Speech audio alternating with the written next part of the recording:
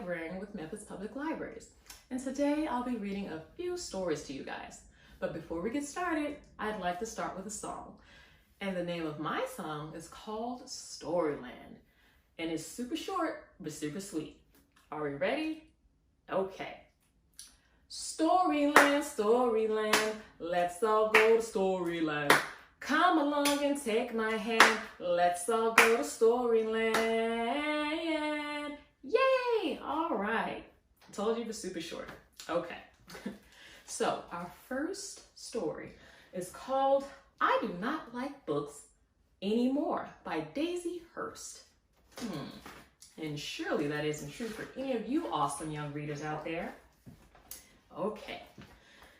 Natalie and Alphonse really like books and stories. Now this one, with voices. Picture books with Dad. Granny's stories about Melvin Plantpot and the Terrible Shrew. Scary books Mom read when Alphonse was sleeping. And stories they remembered or made up. Natalie said, "When I can read, I'll have all the stories in the world whenever I want them." "And you can read them to me," said Alphonse. Then Natalie got her first reading book. "There's a cat in it," said Natalie. "I will read it all by myself." But when she opened the book, the letters and words looked like prickles or birds' feet. Miss Bimble said, "It just takes practice." She helped Natalie sound out the words. The book was about a cat. The cat could sit. "But it isn't a story?" Natalie tried to read the book to Mom. "I can't," said Natalie. "And nothing even happens to the cat. I like when you and Dad read to me." "You will be able to," said Mom. Dad said, "And the books will get better."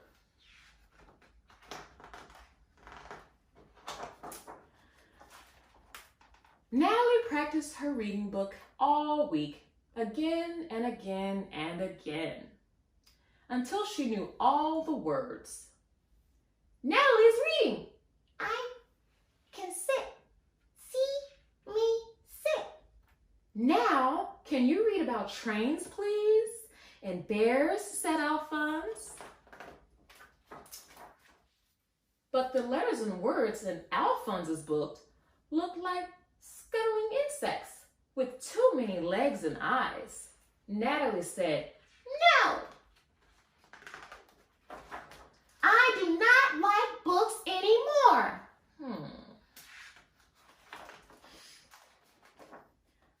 "I can't learn to read anymore," said Natalie. "Sinead is sick and I have to look after her." "Poor Sinead," said Mom, "but you can still learn to read."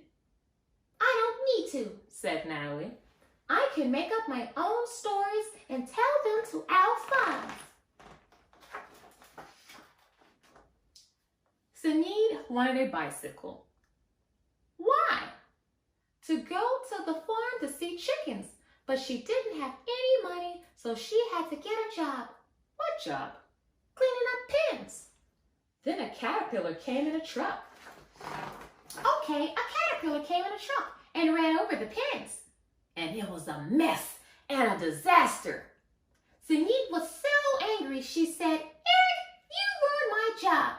Now how can I buy a bicycle and go to the farm?" "Is Eric the caterpillar's name?" "Yes," Eric said. "I know. You can ride in my truck to see the chickens." And they drove away honking the horn. And some of the chickens went home with them? Some did. And they had tomatoes in their tea. Tomatoes in their tea. Yuck. "It's a good story," said Alphonse. "It should be in a book." "Why?" said Natalie. "So we could tell it again and with pictures." "Let's draw the pictures anyway," Natalie said. Then Natalie told Dad what the words should say, and they stapled it into a book. Now, can you tell it to me again, said Alphonse. And Natalie found that mostly she could read the book that they'd written, with Alphonse helping, of course. A mess and a this. It probably says terrapins. It probably has terrapins in it. The end. And as you can see, Natalie and Alphonse created several books. Isn't that pretty fun and neat? Natalie and her brother Alphonse made their own story. Making your own story can be really cool and really fun. Why? Because you're making your own story. You can set the place, the theme, create your own characters, and think of what you'd like them to say, and you can draw your own pictures in color too. So if you have any siblings or friends or just want to do this with your family, I think it'd be great if you guys create your own story, just like Natalie and Alphonse did. I hope you guys enjoyed the story. Okay, so that was our first story. So now we'll be moving on to our second story. But before we get started, how about another song? Awesome. Okay, so the name of this song is called A Rum Sum Sum. And it's a really fun song. And I think you guys will like it, okay? So let's get started with a little countdown. 1, 2, 3. We're gonna get our hands like this, okay? A rum sum sum, a rum sum sum. Gooly gooly gooly gooly rum sum sum, a rum sum sum, a rum sum sum. Gooly gooly gooly gooly rum sum sum, a washing, a washing. Gooly gooly gooly gooly rum sum sum, a washing, a washing. Gooly gooly gooly, a rum sum sum. Awesome! I hope you guys liked it. And you can do some fun things with that song. You can slow it up or go really fast. Matter of fact, let's just try that. Let's go really super fast and see if you guys can catch up, okay? Ready, set. 1, 2, 3. A rum sum sum, a rum sum sum. Gooly gooly gooly gooly rum sum sum, a rum sum sum, a rum sum sum. Gooly gooly gooly gooly rum sum sum, a washing, a washing. Gooly gooly gooly rum sum sum, a washing, a washing. Gooly gooly gooly, a rum sum sum. Awesome. You guys did a great job keeping up. Okay, so our next story is called Ada Twist Scientist by Andrea Beatty. Okay.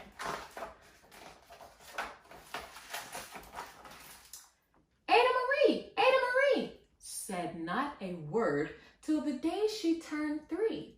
She bounced in her crib and looked all around, observing the world but not making a sound.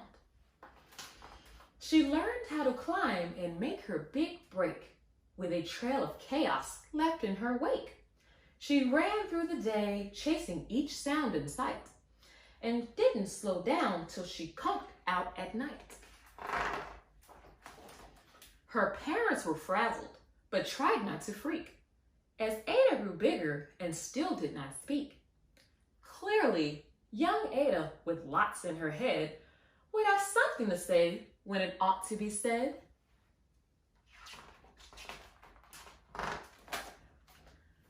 That's just what happened when Ada turned 3.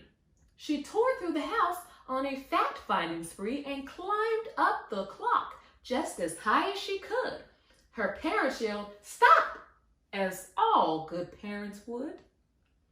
Ada's chin quivered, but she did not cry. She took a deep breath and simply said, "My!"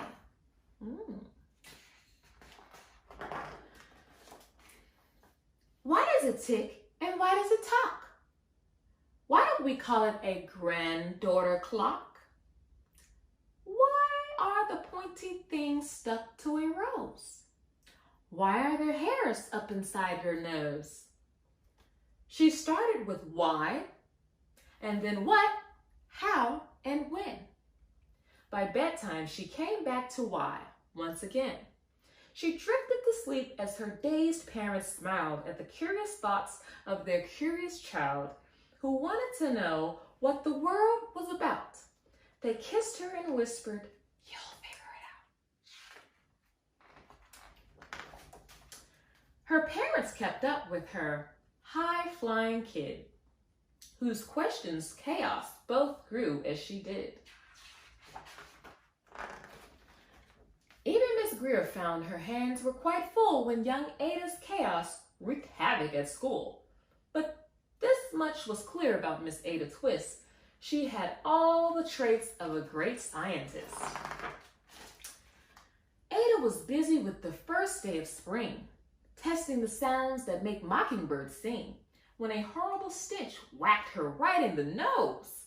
A pungent aroma that curled up her toes. "Zowie," said Ada, which got her to thinking. What is the source of that terrible stinking? How does a nose know there's something to smell? And does it still stink if there's no nose to tell? She rattled off questions and tapped on her chin. She'd start at the start, where she ought to begin. A mystery, a riddle, a puzzle, a quest. This was the moment that Ada loved best. Ada did research to learn all she could of smelling and smells, both the stinky and good. One hypothesis Ada thought could be true. The terrible stink came from Dad's cabbage stew. So she tested and tested, but soon Ada knew it was time to come up with hypothesis 2. Then, zowie! The stink struck again, just like that. Hypothesis 2. It's caused by the cat. The cat couldn't make much or make such a stink on its own. It needed perfume and some fancy cologne. So young Ada tested.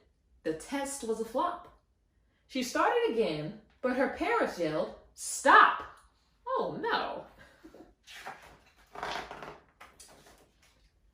Ada Marie, to the thinking chair now. By the time we count to 3. Enough, said her mother. That's it, said her dad. Her parents were frustrated, frazzled, and mad. Why? Ada questioned. Her mother said, "No." What? Ada queried. Her father said, "Go." You've ruined our supper. You've made that cat stink. Enough with your questions. Now sit there and think. She looked at her parents. Her heart turned to goo. Poor Ada Twist didn't know what to do. She sat all alone by herself in the hall. And Ada, once more, could say nothing at all. And so Ada sat, and she sat, and she sat. And she thought about science and stew and the cat and how her experience made such a big mess. Does it have to be so? Is that part of the process? Are messes a problem? And while she was thinking, what was the source of that terrible stinking? Ada Marie did what scientists do. She asked a small question and then she asked 2. And each of those led her to 3 questions more. And some of those questions resulted in 4. As Ada got thinking, she really dug in. She scribbled her questions and tapped on her chin. She started at why, and then what, how, and when. At the end of the hall, she reached a why once again. Her parents calmed down and they came back to talk. They looked at the hallway and just had to gawk. No patch of bare paint could be seen on the wall. The thinking chair now was the great thinking hall. They watched their young daughter and sighed as they did. What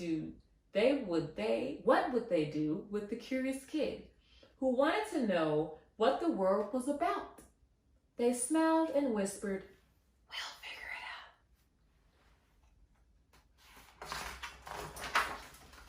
And that's just what they did.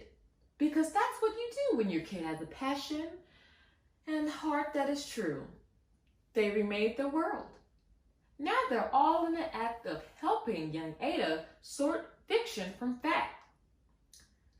They remade their world, and she asked all sorts of questions. And how could she resist? It's all in the heart of a young scientist.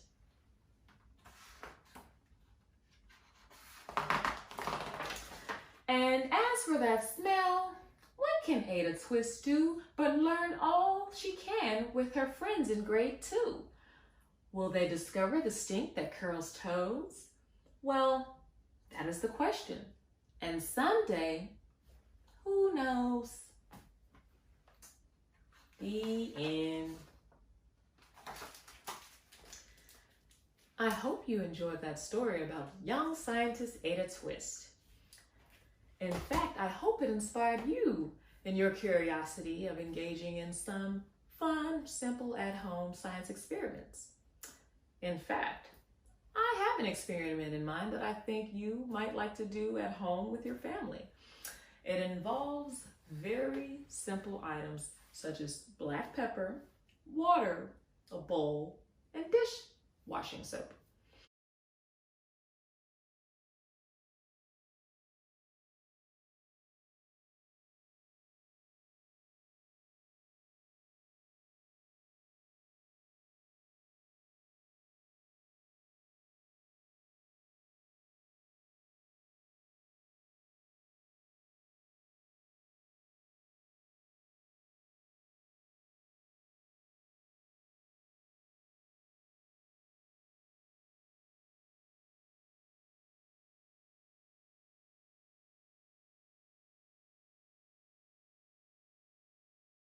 All right, Storytime friends, I truly hope you guys enjoyed the stories we read together today. And I hope you enjoyed the activities as well. So it has come time to say goodbye, and we're going to sing a song, okay? And it goes like this. Goodbye.